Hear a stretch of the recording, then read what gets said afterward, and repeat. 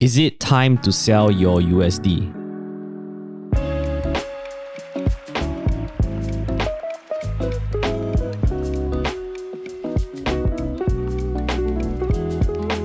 As a disclaimer, none of what we say should be taken as financial advice. This is purely educational. Hey guys, if you're interested in building a 6 to 7 figure portfolio using the power of stock investing, head over to the comment section or the description to sign up for our free masterclass so that we share with you exactly how we do it. Okay, MJ. Yo. So there's this term called de-dollarisation. It's Yes. very sounds very fancy and it sounds very long also. So what is this de-dollarisation? What does it mean? Yeah, so if you've been following the news, you know that recently, BRIC, which is an acronym for BRICS, actually, Brazil, Russia, India, China, and South Africa, I believe. They are trying to move away from the dependence on the US dollar because they don't like how the US dollar is being managed by the Federal Reserve. And countries like Saudi Arabia have now decided to sell some of their oil in yuan, right? Especially with China directly. And all this has caused a little bit of worry by, people in the US that they're going to wean off influence from the US. So you can, that's basically what it is. The US dollar is, as you can see here, 44% of currencies traded is the US dollar. And if you include US friendly countries like the Euro, Japan, Pound, that number moves up to over 60%. So about 2/3 of all currency traded is essentially directly or indirectly controlled by the US government. Yeah, and I see on the 8th place we have here is the Chinese Yuan. Yeah. Yes. So this is people think that the US have been in power very long, and so now it's time to get rid of it. I think recently also Anwar mentioned, right? Like, why should we depend on the US dollar? Yeah, actually not only Anwar. We see like some very famous public figures. So for example, like Donald Trump. Yeah, Donald and Trump. Also Robert Kiyosaki. Yep, they're best friends. Yes, exactly. So they were actually very bearish on the USD. And then they say that it is actually the end. Yes. Do you think so? Let me just show you okay, right now the US dollar dominance, right, is still very strong. However, you can see the trend, right, on the chart on your right. When it comes to foreign exchange reserves, it's basically like whatever the country stores as a rainy day fund, you can put it that way, has been declining, right? So the high of 73% to a low right now of roughly 60%. So the fact of the matter is that is declining already. It has always been happening. De-dollarization is not something that is just happening in the past couple of weeks. Over the past 20 years, easily it has been happening. And that's actually natural because countries like China has grown, the Europe, especially Germany, has grown, Japan has grown as well, ASEAN have grown as well. So naturally, how can, the US government is still growing, but it's not growing as fast as others. So naturally, it will start to shrink. Yes. So the issue is people then associate this with, well, the dollar is going to die, right? Some people say it's going to collapse immediately. I think these are fear mongers. And some people say they're just going to slowly decline and, go all the way down, but slowly, which I think is a reasonable position, but I also disagree with it. Okay, then there's also the other thing, which is usually when countries buy oil, right? Yes. They buy it in a denominator of USD. Yes. And then I believe there's this term called the Petrodollars. Yes. So right now, with USD going down, right? Yeah. So will these petrodollars like sustain, or would it change to like maybe China Yuan? So the whole idea of the petrodollar was to try and create demand for the US dollar. In 1944, right before the World War II ended, a bunch of Western leaders came into this place called Bretton Woods and crafted an agreement. And basically the agreement is like that. The US dollar will be pegged by gold, right? It will be tradable for a certain amount of gold. It's like a fixed, relatively fixed rate. So that provides stability to the US dollar. And then because of that, and because at that point in time, the US was 50% of global GDP instead of the 25% today, the other nations around the world, especially Europe, Japan and all that, would then tie themselves to the US dollar. They would trust the US dollar. So in 1971, for various reasons, President Nixon actually decided to take away that peg, and it lost its peg, and the US dollar became a free-floating currency. So the traditional reason why someone would trust the US dollar now has been gone. So last time the note you can actually see, right, it's like they'll put there, it's redeemable for X amount of gold. Then now become like in God we trust. Yeah. So now then the US needed to find a way to create demand for the US dollar. And one of them was through the petrodollars. Now again, for various complicated reasons also, they managed to convince Saudi Arabia, which at the time was the largest producer of oil, to sell their oil in US dollars. Yeah. And so what ended up happening is that, as you can see the thing highlighted here, right, their trade and current account surplus essentially grew a lot. And why? Because you sell in US dollars, now you got a bunch of US dollars, and you have to decide what to do with it. So you're going to create a lot of demand for that. Right. So, but right now, the Saudi Arabia, there's a shift in view.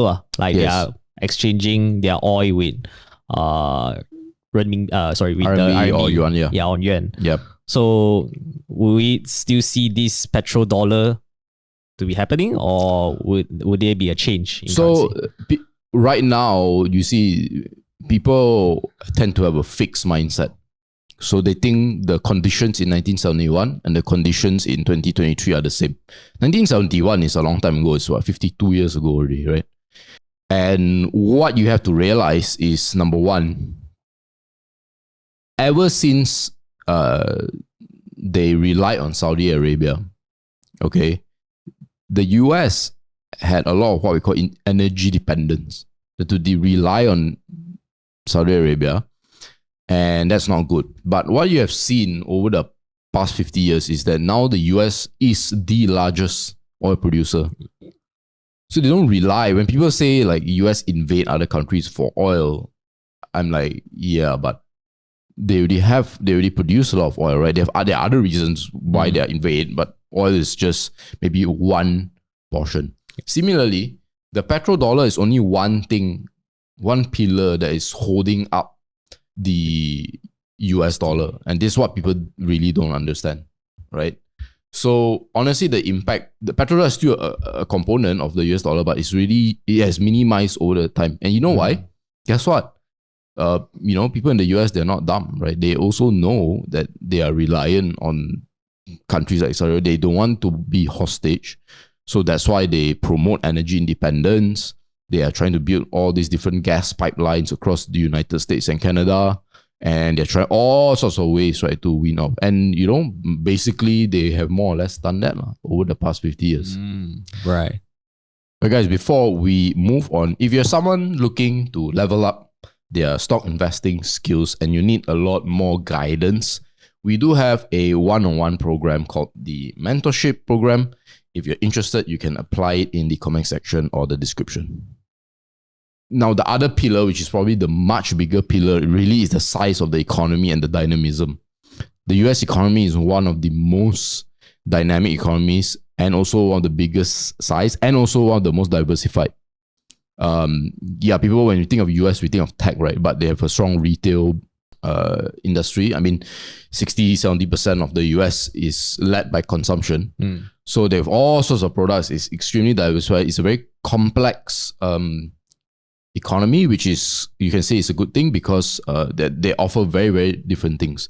Now, why this is also important, right? And anyway, just to show you, right, you can see that in 2021, these are the numbers, right? Of course, today it's higher, they're roughly about 25 trillion, right? The US economy. China is about 18 trillion, give or take. And of course, the key thing here is the per capita income as well. You can see in the top 10, not only are the biggest, they are also the richest per capita, per person, right? So Now, if you go back here, right, and why I say the petrodollar and, with the yuan coming in, right, it's really not a big deal because, so imagine yourself as Saudi Arabia, you sell oil, now you receive a lot of money, you got about US dollars, right? What do? You just sit there or not, right? You have to decide, where do I invest, right, this money? If you don't do it US dollar or euros, which again is a proxy to the US dollar, where else are you going to go? That when you have few hundred billions, who is going to absorb that capital? Well, the only place is perhaps China. But China, as we can see later on, do not have an open capital account, which I'll share a little bit later on. Now, the third thing, actually, the third pillar, which you can say the second strongest pillar after economic size and dynamism, and you can say it's a function, it's a product of the economic dynamism, is actually the fact that the US has an open capital account, which very simply means that you can have US dollars, and if you want to convert to your own personal currency, you can do that easily. Oh. It's a little bit like a relationship, you're with someone and the person tells you, you can break up anytime. Right. It's okay. So you mean by China not having this open capital account, so means if you convert it into the renminbi or China yuan, it's hard for you to convert back to their own currency. Roughly, I believe, I always get this wrong, I'm not sure why, I cannot remember. I believe every year you can only withdraw or change as a Chinese citizen 50,000 US dollars. Oh. Now, it might be a lot for some people, but if you're a millionaire, that's nothing. Yeah, exactly. So it's 50,000 US dollars, that's it. Every year. In China, they do that all the time. All the time. In the US. So, it signals indirectly the strength and the confidence. You said, you convert, you take it away. Right. So I believe those countries that is trading with China also will know about this open capital account. Correct. Risk, right? So that is one of the big issues, and that is why, if we can go back here, this is the case, right? Because you can go into China, but then you can't really take the money out. Yeah. And you need to reinvest. And I'll show you later on why this is the case for China. So these are the three pillars. And the smallest pillar is energy. Is energy. And that pillar has been becoming smaller over time. The two big ones is the size and the strength of the economy, plus the fact that you have an open capital account. You just feed it in and out. Right. Okay, I don't think I have any more question. I'm just more curious on the open capital account. Yes, I will. Yeah. So which is the next thing, right? Yeah. So some people say now, well, what about petro RMB, right? Instead of petrodollar. And honestly, RMB is not very open, and that signifies a sense of weakness, actually, right? So take for example like Malaysia, right? We cannot invest in US companies and convert US dollars from our brokerage account, right? Yeah. Ringgit to US dollars. As by design. We can exchange money. We also have a certain limit, things like that. Why? Because we also know that our economy cannot withstand very strong flows in either direction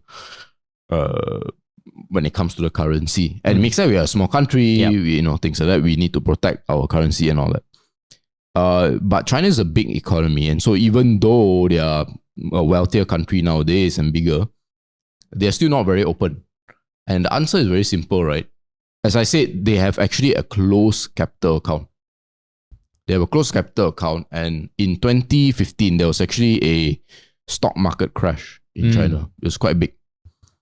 And immediately after that, they went and tightened capital controls. So because they saw a huge outflow of essentially money. And they used to have a 4 trillion US dollar, what we call foreign reserve. That means their savings are there. Yeah. It's very simply. Because of this event, right, like more or less overnight, it fell to 3 trillion. Oh. Just to defend the currency, because people started selling, and then so they had to clamp it down. What does that tell you? It tells you that, to put simply, okay, I know I'm oversimplifying. When people in money, if people in China make money, the first thing that they want to do is to get up. Yep. They realize that China is a great place to make money. But is not necessarily the best way to keep money for various reasons. But a big one is the fact that the government actually controls how your money is spent. I mean, look at Jack Ma. Yeah. Right? If Jack Ma can't get away with it, everybody cannot get away with it. Right? And so there's a natural tendency, even for Chinese people themselves, to get money out. Right? I have relatives, they have the same idea how do they get properties, things like that. And some extreme stories I even hear is that they will convert their RMB into, let's say, a commodity or a timber or whatever it is. Okay. And then they ship it across Vietnam or Indochina and then convert back. And they maybe have to pay like a 10-15% fee for all the transportation costs out there. But to them, is trading costs. It's worth it. I'd rather lose the 15%, get my money out, rather than keep it there. So this is one area where China kind of... yeah, and it's also difficult for them to become a global currency reserve. Yeah, so the key thing is that, remember the original question is, will the US dollar die and will China replace? China can replace. I believe any currency can replace, but one of the key conditions is that you must have an open capital account. If you do not have that, the US will maintain, right? They are willing to take all the uncertainties of a open capital account. Malaysia, in our condition in 1997, Tun M actually pegged the ringgit to the US dollar 3.8 fix. Good old days, 3.8, right? And that saved the economy, right? Because we don't have the kind of confidence and the kind of strength that you see in the US economy. But the US economy is okay, you can go in, right? And so, again, you put yourself in, let's say, Saudi Arabia's situation, and that's where I'm going to, right? If you don't do it in the US, you don't buy US assets or Euro assets, you want to put it in China, not only do you have an issue with capital account, you also have issue with options.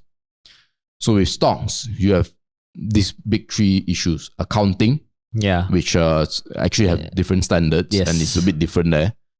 Number 2 is governance, which is linked to accounting and disclosure and all that. And 3 is government.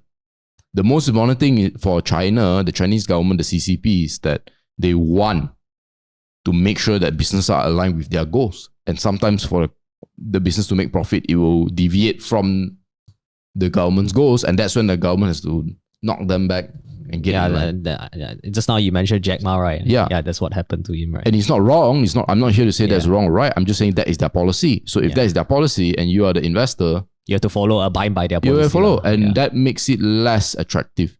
This doesn't mean there are no attractive companies in China, don't get me wrong. But that's one issue. And then with real estate, this is the crazy one.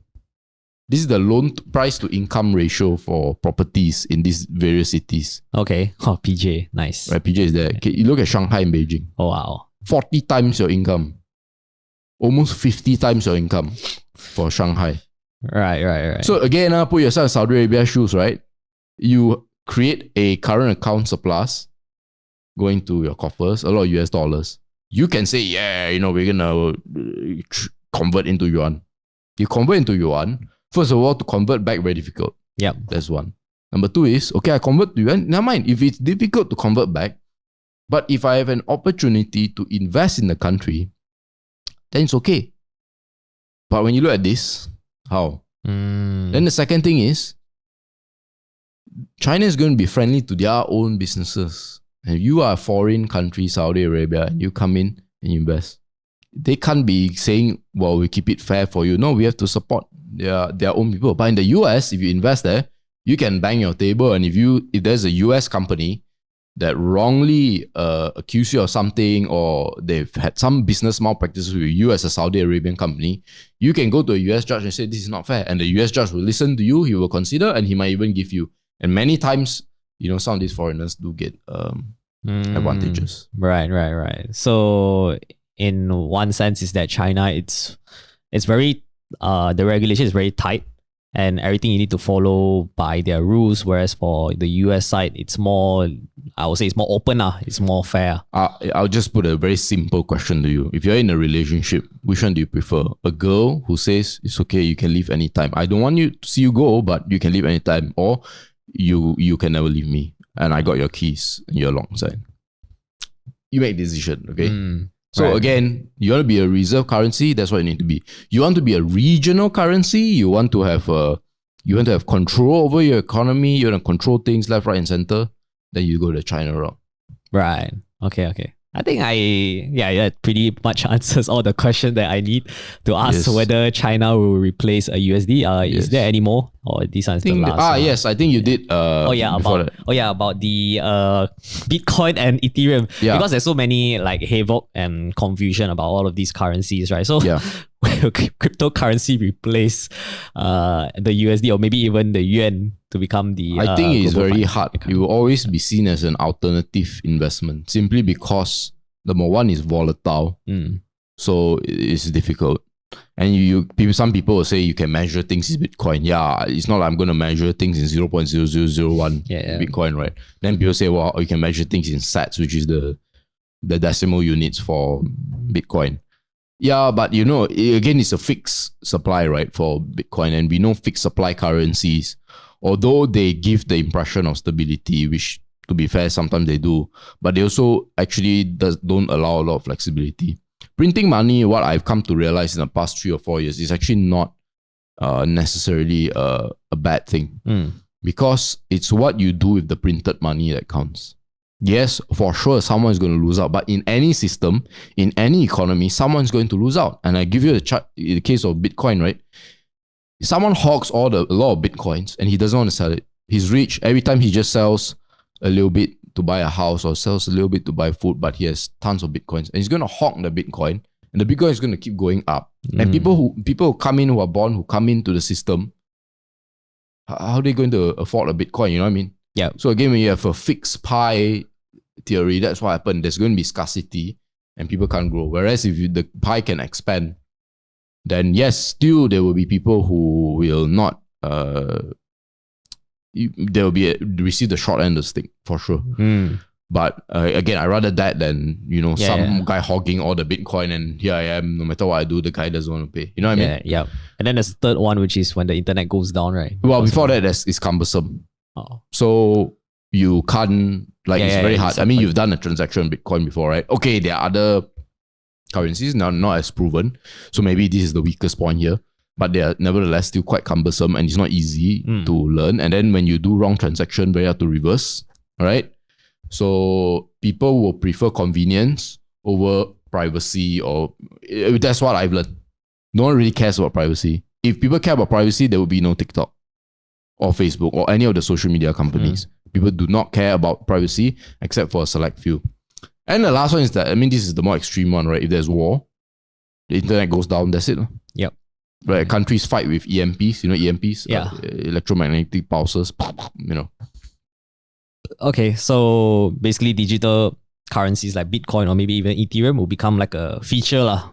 Well, there'll be an alternative investment lah. It's on the side. You'll be there lah. All right. Okay. I think that's about it for today's video. Unless there's another more. Yep. I think that's it. I think the conclusion I learned is that it's quite difficult for Chinese Yuan to replace the USD as the I would say the global currency reserve. Yep. Because of that stated reasoning. I believe also I've learned quite a lot from today's sharing as well. And also, we also learned a little bit about the digital currency. Yes. Whether will it replace the USD or maybe even the yuan. But you just wait in the comments, someone's going to ask me about gold. Yeah, exactly. Yeah. I can't wait though to see that comment. But yeah, I think that's about it for today's video. And before you guys go, this is the FIRL Pro's March 2023's performance. So far, it has been doing quite well. One of the companies is almost going to go 2x. And then at the bottom of the Pro portfolio, we have this Telegram portfolio, which we share about short-term catalysts that is not in the FIRL Pro portfolio. So if you want to check out what are the stocks that we cover, make sure you check it in FIRL Pro. And if you want to learn more about it, you can check out our free sample. The links to this free sample is in the description and comments down below. And that's it for today's video. Hope you guys enjoyed today's de-dollarisation and about Chinese Yuan, also the USD, whether is it going to be dead. But if you guys learn a lot, make sure to comments down. If you've got any questions, just let us know in the comments. And do follow us on our social medias, our Facebook, Telegram, TikTok, all those good stuff. The links are in the description. And see you next week. Bye-bye.